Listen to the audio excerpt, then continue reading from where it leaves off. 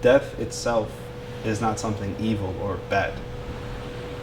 We automatically assume that when someone dies, something bad happened. You lost someone that you love, that's something bad. But is death itself bad? The scholars of Islam say that there's nothing more certain to life than death. In understanding and grasping that, it should help you handle and cope with life a little bit better. That you know one day you're going to die. So if you know that's going to happen, would you say, I'm going to do the best that I can to do right by myself so that when I pass, I know I did right? I started this funeral life of mine, I would call it an accident, but God's plan is never an accident. About 10 years ago, I was studying pre-farm and I got into a situation where I injured my ankle, and so I had to withdraw for the time being. In that time, my very close friend's father passed away, and he asked me if I can come and attend his father's funeral. I told him, of course. He then asked me if I can assist with the washing and the shrouding, which is part of the Islamic rituals.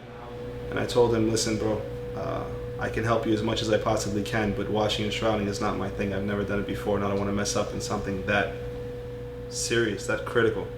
He said, no, I know you can do it. I trust you. Please learn, find out, and come. So I called a local scholar, and I sat with him, and he gave me a list of exactly what to do.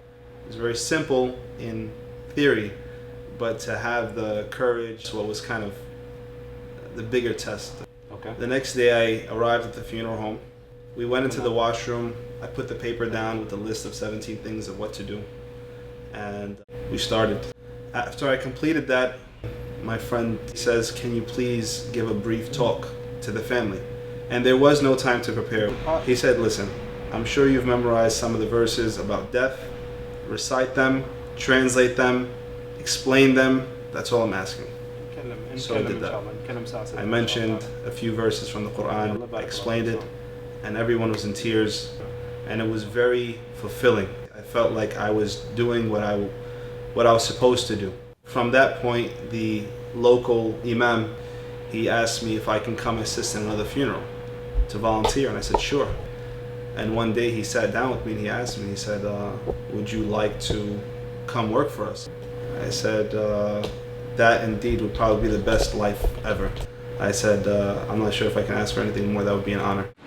I've came across a lot of families that did not have the financial means to take care of the most basic costs of the funeral service.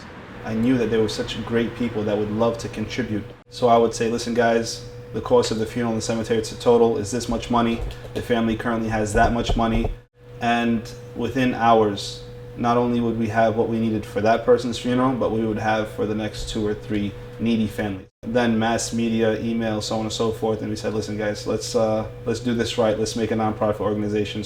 And the numbers that we raise are indeed funny to some people, you know, $1,600, $1,700, but that's what it costs to service these families without having to worry about how much money is coming into anybody's pockets. The message that we're trying to get out there is that we provide a service and we don't run a business. We are not here for the money. The Janazah Project is hopefully my ticket to paradise, if God accepts it.